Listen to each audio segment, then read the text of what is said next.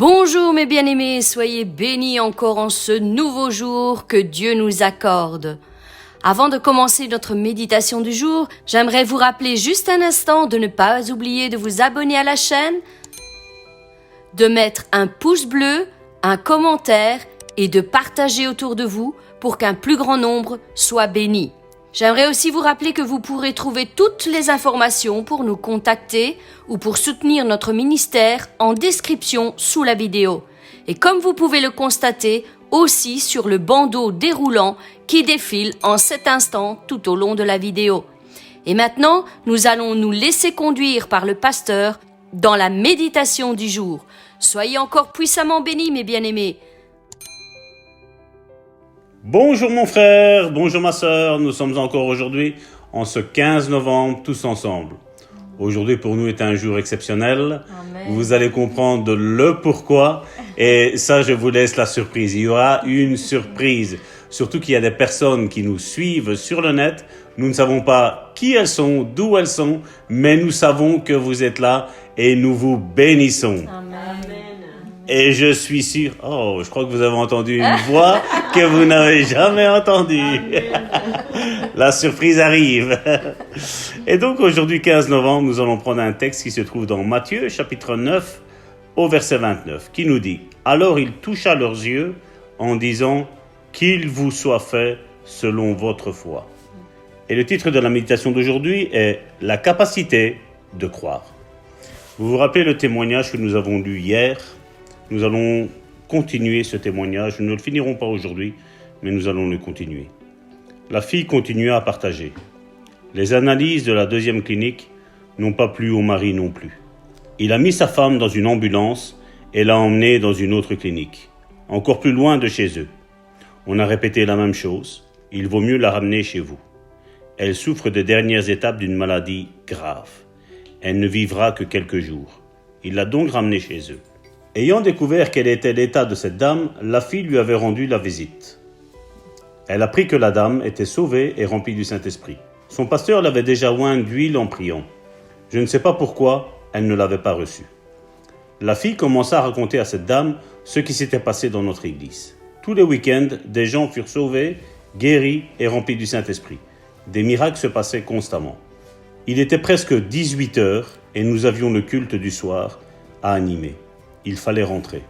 Elle insista, « Frère, depuis que je parle à cette dame de vous et de votre église, elle dit qu'elle croit que si vous venez prier pour elle, elle sera guérie. » Or, la capacité de croire y était dès le début. Je ne sais pas pourquoi, elle n'avait pas cru que quand son pasteur avait prié pour elle, elle allait recevoir la guérison.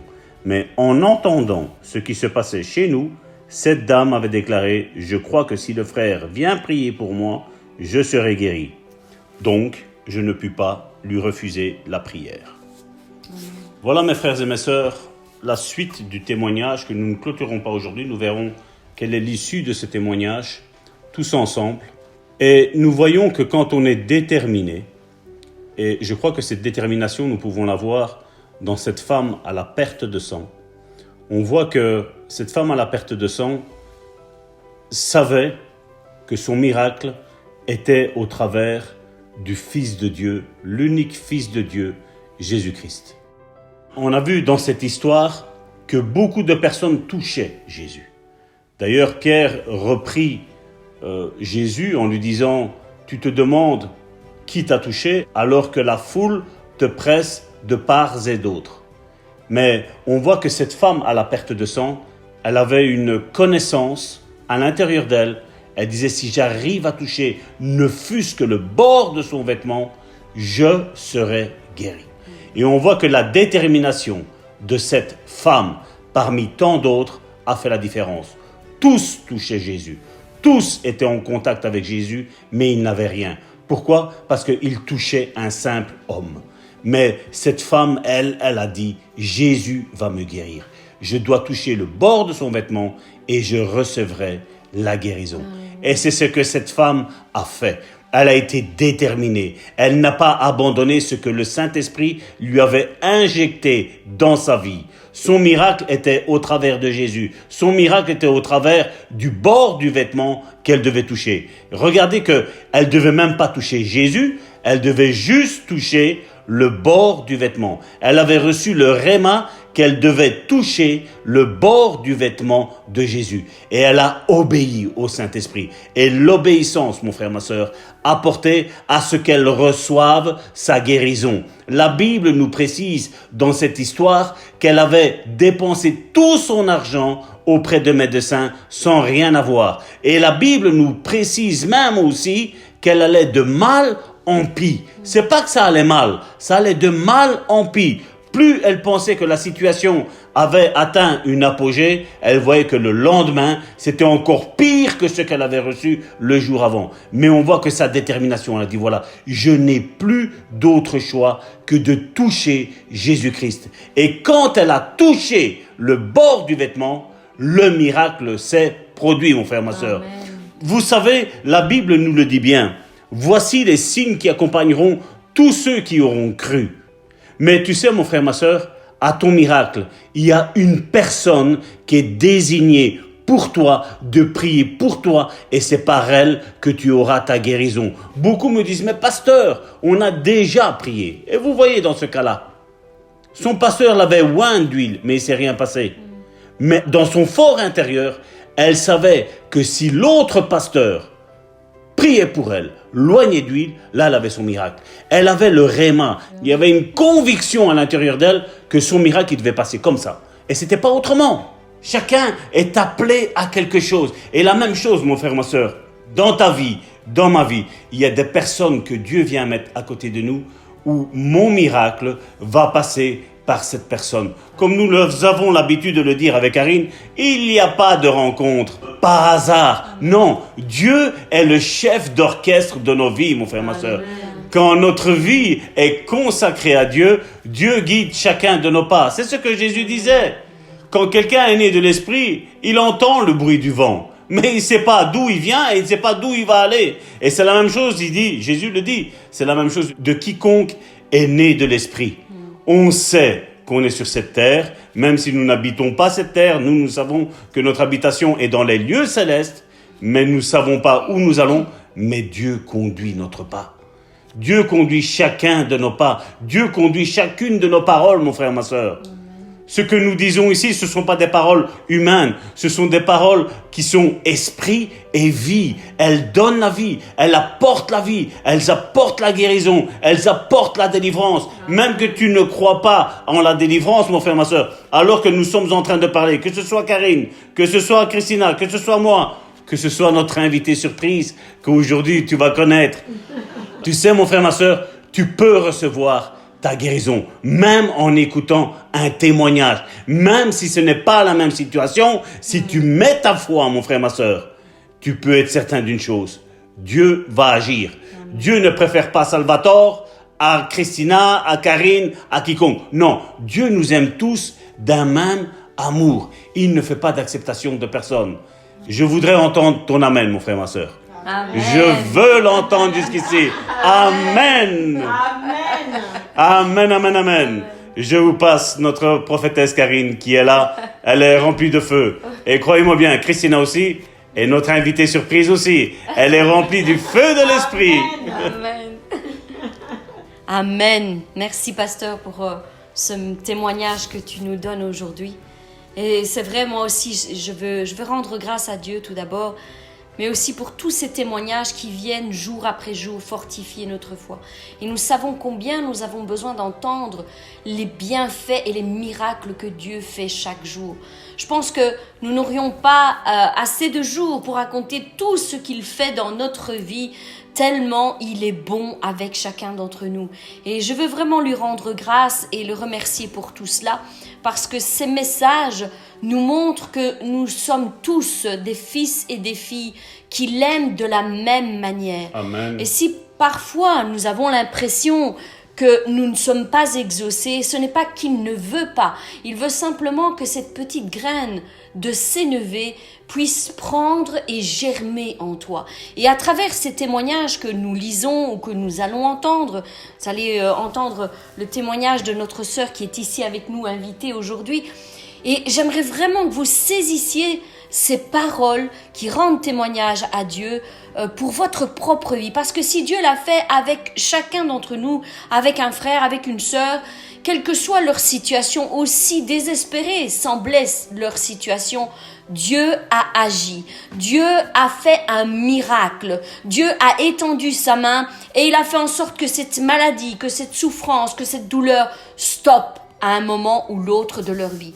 Dieu aime ses enfants. Il a envoyé son Fils Jésus-Christ justement pour que nous puissions être guéris. Il nous a offert la guérison. Alors mon frère, ma sœur, aujourd'hui, où que tu sois, et quelle que soit la maladie dont tu es atteint, j'aimerais te dire que Dieu est venu aujourd'hui chez toi, au travers ce témoignage, au travers cet audio.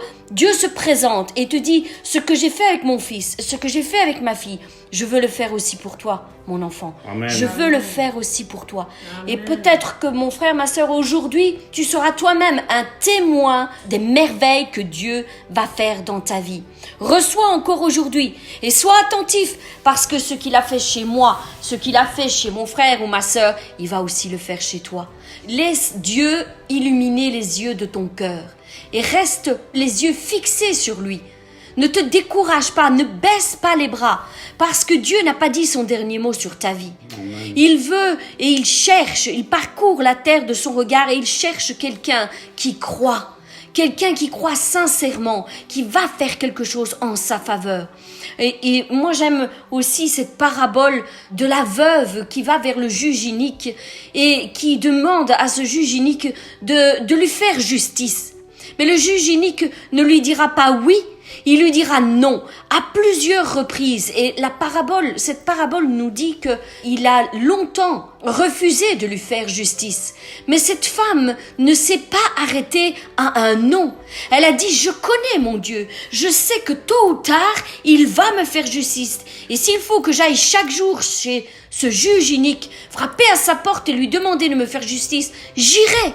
Je me lèverai de chez moi, je me lèverai de ma situation et j'irai jusqu'à cette porte et je demanderai encore et encore et encore. Parce que la parole de Dieu nous dit quoi, mon frère, ma sœur? Il nous dit demandez et il vous sera donné. Frappez et l'on vous ouvrira. Alors, mon frère, ma sœur, ne te lasse pas de demander à Dieu. Parce que tôt ou tard, cette porte qui a toujours été fermée devant toi s'ouvrira. Amen. Elle s'ouvrira à double battant. Et là, tu verras que ton Dieu est avec toi, que jamais il ne t'a délaissé, jamais il n'a détourné son regard de toi. Au contraire, il a toujours les yeux posés sur toi et il attend le moment favorable pour t'exaucer.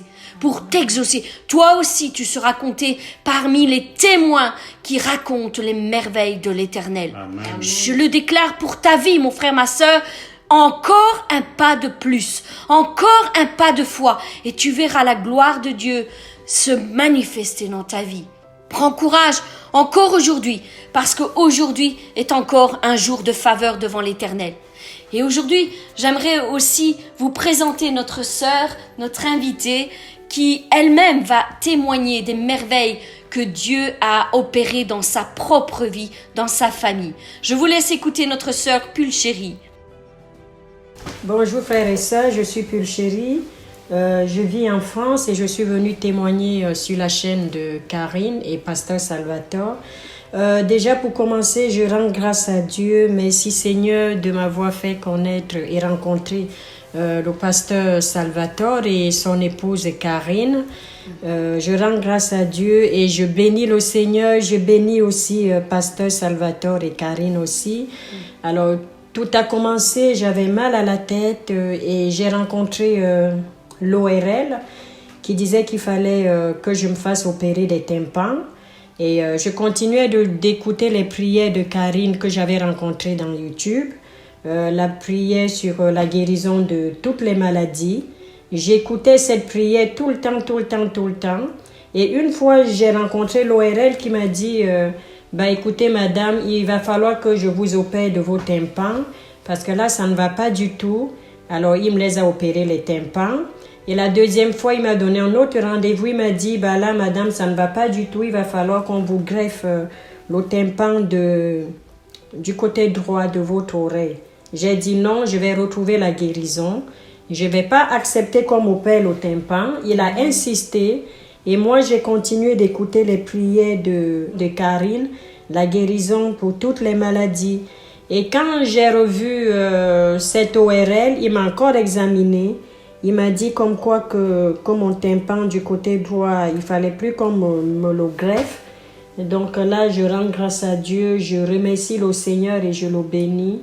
Amen. Et je bénis aussi le pasteur Salvatore et Karine, qui ont aussi beaucoup prié sur moi et pour moi. Une autre grâce aussi que j'ai reçue à travers pasteur Salvatore et Karine, j'ai mon enfant qui était très malade. Les médecins, ils lui ont diagnostiqué comme quoi qu'il était handicapé mental et qu'il fallait que je fasse un dossier à la MDPH pour qu'il soit handicapé. Et j'ai dit non. J'ai une conviction de foi que mon enfant va retrouver la guérison et qu'il n'est pas handicapé. Donc, ce que je faisais, c'est que une fois mon enfant allait au lit, je mettais la prière sur la chaîne de Karine, la guérison pour toutes les maladies. Il était couché et moi, je lui faisais écouter cette prière-là.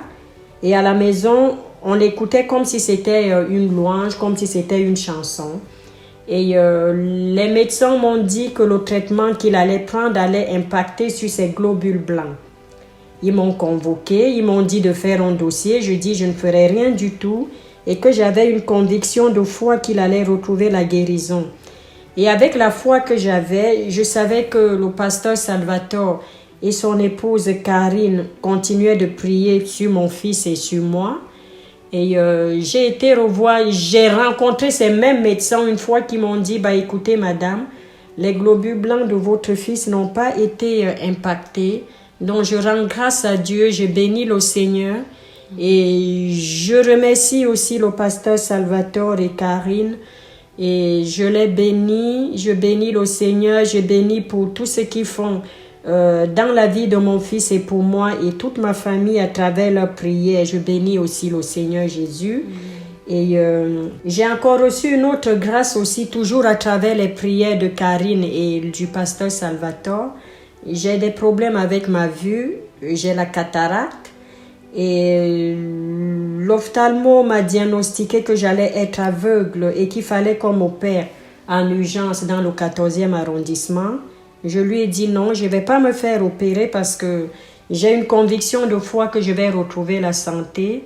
Je continuais toujours d'écouter les prières sur la chaîne YouTube de Karine, 7777. Et le pasteur Salvatore m'envoyait souvent la parole de Dieu que je méditais aussi. Je la méditais tous les jours et je continuais d'écouter les prières. Et il pensait aussi à moi dans les prières. Et dans le premier rendez-vous que j'avais vu, que j'ai rencontré l'ORL à l'hôpital dans le 14e arrondissement, ils m'ont diagnostiqué que j'allais être aveugle parce que la cataracte avait déjà rongé tous les nerfs de mes yeux.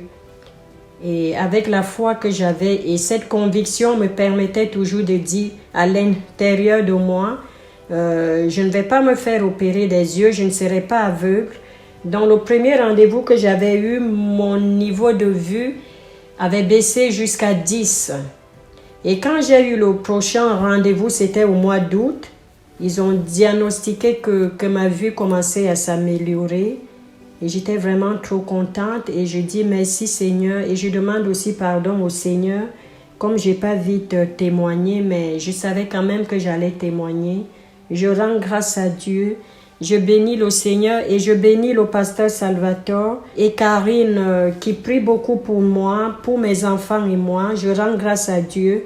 Je bénis la chaîne de Karine et c'est la raison pour laquelle je suis venue jusqu'ici pour témoigner et pour rendre grâce à Dieu et la gloire du Seigneur. Donc, faut pas espérer. Je n'ai pas espéré même quand les médecins m'ont mis la pression me disant « Madame, allez-y faire le dossier sur l'handicap de votre fils ». J'avais toujours une conviction de foi que mon enfant allait retrouver la guérison parce que je sais que Jésus est mort sur la croix pour Amen. nous. Il nous a sauvés, il nous a délivrés. Amen. Il a coulé son sang pour nous sauver et nous guérir de toutes les maladies. Je rends grâce à Dieu. Merci Seigneur Jésus. Et merci à Karine, merci Pasteur Salvatore. Que le Seigneur vous bénisse. Amen. Merci Sois beaucoup, béni, ma Seigneur. Voilà. Amen. Amen. Amen. Merci Seigneur pour ce que tu fais dans nos vies à tous. Alors je voudrais faire une bonne déclaration pour aujourd'hui. Je reçois selon ma foi, pas celle d'autrui. Je crois à la parole de Dieu et j'agis en accord avec la parole de Dieu par la foi. Encore ici, Seigneur, nous voyons que dans ces témoignages, même si plusieurs personnes étaient contre ça, doutaient sur la façon dont tu allais agir dans la vie de quelqu'un, même si cette personne qui avait la maladie croyait qu'elle allait être guérie, tu te basais sur sa foi à elle et pas sur les doutes des autres. Merci Seigneur parce que tu agis tout le temps selon notre foi Seigneur, selon ce que nous attendons de toi Seigneur. Et tu veux tout le temps Seigneur que on soit avec toi, qu'on ait confiance en toi Seigneur parce que tu fais des choses incroyables et tu es là tous les jours en fait. Et nous voulons vraiment nous appuyer sur ta parole Seigneur qui dit, Seigneur, que tu es mort pour nos péchés et pour aussi nous guérir de nos iniquités, nos maladies, etc., Seigneur. Merci pour tout ça, Seigneur. Merci pour tout ce que tu as fait dans nos vies et que tu vas faire encore dans nos vies. Merci, Seigneur, parce que je sais, Seigneur, que chaque personne qui sont en train d'écouter ici, Seigneur, et qui ont la foi, Seigneur, en ta parole, Seigneur, que par tes meurtrissures, Seigneur, ils sont guéris, Seigneur. Amen. Ils vont recevoir leur guérison avant la fin de l'année, Seigneur. Amen. Au nom de Jésus, Seigneur. Amen. Merci, Seigneur, parce que tu ne nous déçois pas, Seigneur, quand nous nous attendons à toi, Seigneur. Nous savons que si nous mettons notre confiance en toi, Seigneur, tu ne vas pas nous décevoir. Amen. Amen. Amen, amen. Merci, merci encore Seigneur pour ce jour de grâce que tu nous as accordé aujourd'hui. Merci Seigneur pour ces merveilleux témoignages qui nous réjouissent tellement Seigneur quand nous voyons que ta main s'étend du haut des cieux Seigneur et que tu agis en faveur de tes enfants Seigneur. C'est tellement merveilleux d'entendre tous ces témoignages, Seigneur, tous ces miracles que tu accomplis, Seigneur. Et ce que tu as fait pour mon frère et ma sœur, Seigneur, tu le feras aussi encore pour d'autres, Seigneur. Nous avons cette foi en toi, Seigneur, que tu n'es pas un Dieu sourd, Seigneur, un Dieu qui n'entend pas les prières, Seigneur, qui montent vers toi, Seigneur, mais qu'au contraire, Seigneur, tu entends chaque prière, chaque douleur, chaque souffrance, chaque larme qui coule sur le visage de mes frères et sœurs, Seigneur, et que tu veux leur rendre la joie, tu veux les restaurer, tu veux les consoler, tu veux les délivrer, Seigneur, tu veux les libérer, Seigneur, tu veux les guérir. Au nom puissant de Jésus-Christ, Seigneur, je te demande encore de bénir tous mes bien-aimés, tous ceux qui sont assemblés, Seigneur, encore aujourd'hui pour écouter ta parole, Seigneur. Seigneur, les bienfaits que tu as faits dans la vie de nos frères et sœurs, Seigneur, et je te demande, Seigneur, d'agir pour eux, Seigneur. Toi, tu connais leurs besoins, tu sais ce dont ils ont besoin, tu sais exactement, Seigneur, la situation que mon frère ou que ma sœur passe, Seigneur. Je te demande de les délivrer, Seigneur. Et tends ta main encore aujourd'hui et que nous puissions encore entendre de nombreux témoignages qui te rendent toute la gloire, toute la louange et toute l'honneur. Mes bien-aimés, je vous bénis, je vous demande de rester à l'écoute de l'Éternel parce qu'il n'a pas fini de parler à votre cœur. Encore aujourd'hui, je sais qu'il va rejoindre certains d'entre vous et il va leur donner une bénédiction au-delà de leur espérance. Je vous bénis et quant à nous, nous nous retrouvons demain pour une nouvelle méditation. Soyez bénis.